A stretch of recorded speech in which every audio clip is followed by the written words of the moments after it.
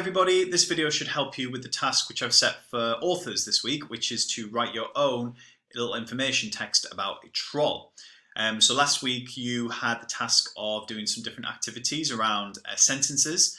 So some of you are adding adverbs and using different conjunctions to make your sentences longer. You were dropping in relative clauses. This one's more about pulling that all together and writing your own report.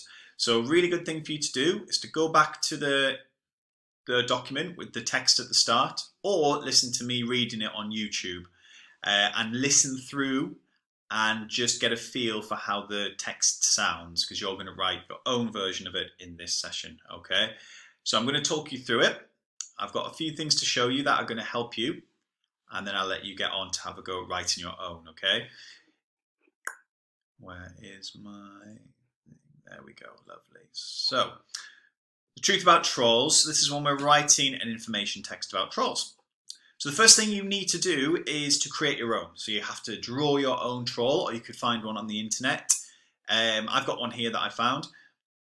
But having one drawn or finding one is going to really help you describe it and write your own text about it. Okay? So if you haven't, pause the video, get some paper, draw your own troll, make him as descriptive as you like, try and include lots of little details, for instance, weaponry, maybe he's holding something, maybe he's wearing something that you could help describe as well, okay? So pause the video and have a go at creating your own troll. Okay, so we're going to follow the same structure as the one I've given you previously. So in The Truth About Trolls, Professor Folklore used questions as subheadings to help organise his writing and make it easier for the reader.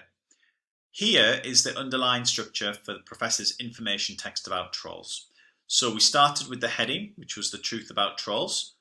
We then had an introduction to get the reader interested in the topic. So that introduction has to be really interesting and not too long, otherwise people aren't going to want to read on. So the first subheading, we had what do trolls look like, then we had where do trolls live, then what do trolls eat, and finally a did you know, which is where you save your most interesting facts for the end. So have a think about what other headings you could do. You don't have to use these ones. What you could use are some others. So it's worthwhile maybe pausing the video here and thinking about a different subheading. Okay, here are some of my examples. So you could write, what is troll school like? Maybe you want to talk about the troll school. What jobs do trolls do? How do trolls look after their babies? What do trolls do on holiday?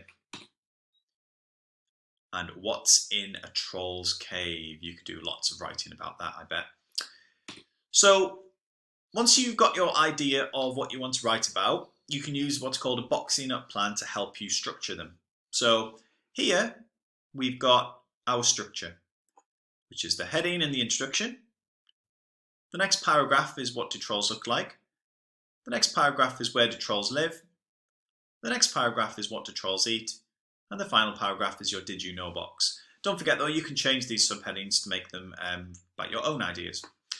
And in this box, all we do is pop down and make notes on new ideas. Now, I've just typed some notes into here and I'm going to go through them with you, but as I'm going through, you could maybe write your own notes in your boxes as well. So this is called boxing up, and it's a great way to see what your text is going to look like at the end. So the first one is the heading and the introduction. So the truth about trolls, you could keep it like that. You could keep that heading, or you could think of your own heading, okay? And then you want an introduction, some simple ideas that's going to hook the reader in. So I went for this. I thought my heading would just be all about trolls. And I'm going to start my paragraph with, many people believe that trolls are mean creatures that eat children. Well, this is definitely true. Read on to find out more. Okay? So I'm using that quick paragraph to introduce what the text is going to be about. So make notes on your heading. Maybe you can think of a better heading than mine, and just some little ideas for what you could use for your introduction. Okay, so what do trolls look like? This is what I've put for mine. So I've just popped some ideas in here which I'm going to use to help me write my paragraph. First one is, like ogres, trolls are huge creatures. I actually like that sentence from the original, so I'm going to use that one again. So that's magpie, and it's okay to magpie words. So things I want to include in here, I want to include that they've got green leathery skin, that they've got a large crooked nose and horrible grisly teeth. And interestingly, many trolls have huge hairy horns. So I'm going to use those ideas to write my own paragraph. Obviously in yours you can write your own, and you can go back to the sentences you did last week and use some of those ideas if you want. Paragraph 2, where do trolls live? Sorry, pause the video there if you want to stop and have a go at writing your own ideas. So second paragraph is, where do trolls live? Now, I had a few ideas for this one. I've just popped a couple of ones in here. Most trolls live in deep, dark forests where humans will not find them. They live in small groups of 5 or 6. But I also want to include that some trolls live on their own under bridges. These trolls usually hunt other humans. So I've got a few ideas in there that I'm going to turn into my paragraph. Third paragraph is, what do trolls eat? So this is where you can be a bit more descriptive, so you can think about what your troll likes to eat more than anything. And I've started mine with surprisingly, because surprisingly most trolls do not enjoy the taste of human beings. So I want to include that in this one here. I've included sticky gooey bugs, tough muddy roots, small animals such as rabbits and foxes, and in addition they like to make a huge stew full of animals, plants and mud. So I'm going to write sentences that include those ideas.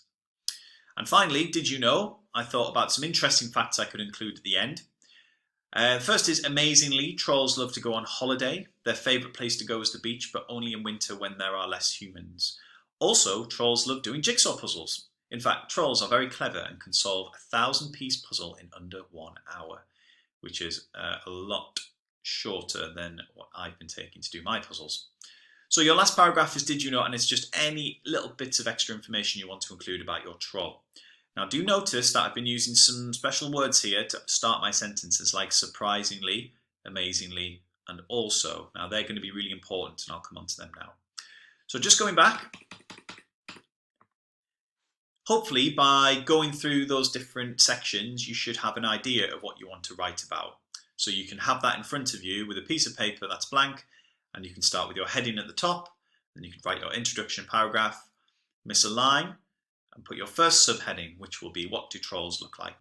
And you can then write a paragraph about what they look like. And then you could miss a line and do your second subheading. I've included, where do trolls live? But you might have done something different. But don't forget to use all your notes from these different boxes to help you write. Okay? Really good planning. So a couple of things to remember to do. So give the reader a picture by using adjectives to describe your troll. It's no good just sticking to 1 or 2 words to describe. Think about all the different features of the troll you could include. The horns, maybe it's got a beard, maybe it's got, I don't know, like a horrible nose, ears, clothes, maybe you can describe the clothes they wear, maybe if they carry any weapons around with them, what do they smell like, all those things, okay? Make me want to read or picture what your troll looks like. You could use a sentence of 3 to describe your troll. So that's a sentence that would have the structure, the troll has pale skin, a crooked nose, and large pointy teeth. So 3 things in 1 sentence. Link your ideas by using adverbs at the start of your sentence to tell the reader you are adding on information. So those are words like additionally, also, in addition. Okay, and I'll show you a few more in a moment. Engage your reader by using adverbs of emotion at the start of a sentence. So words like I used before, such as surprisingly, amazingly, interestingly. And as a challenge, can you drop in any extra information for the reader using a relative clause that starts with who? So you might want to pause it here to have a look at some of these words. They're also found on the document as well, but post it A, so that's add-on adverbs, so you could use these to start your sentences. Additionally, also, in addition, and furthermore. Don't forget to use a comma after them. And adverbs, interestingly, surprisingly, and amazingly. So you might want to try and use some of those in your writing as well. But also don't forget to use a comma. So your task is now to go off and have a go at writing your own text about trolls. You don't have to do it all in one session. You could spread it over a couple of days. Think about when we're in class at school and we sit down to write our work. Make sure you're really focused and you have a good go at it, okay? And let me know if you've had any problems with it. But a couple of reminders: read your work through, check that it flows and makes sense. And that means reading it out loud, okay? Because sometimes when we read in our heads, we don't always pick up on the errors or mistakes that we've made. Check the spelling and punctuation, and you could also illustrate with pictures and drawings. So if you wanted to include a picture, you could include that as well. With spelling and punctuation, get your adult to read your work through, and they can help you put in any commas or full stops or any spelling mistakes that you've made. And then decide how you're going to publish it. So that means you might have written a first draft and you've had it checked over by an adult. How do you want to publish it? So you could go onto Purple Mash and create a new document in the to write section, or you could do it on a clean, nice piece of paper, or you could record a video of you speaking about your trolls, and I'd really love to see that if you can. So have a go back through the work in the book if you haven't done it already. If you're ready, have a go at writing your own information text about a troll, and don't forget to make sure you include lots of description, lots of interesting information, and check it through afterwards to make sure it makes sense. Don't forget, put any work on the Padlet that you've done and let me know when you've completed it, as I'd love to see it.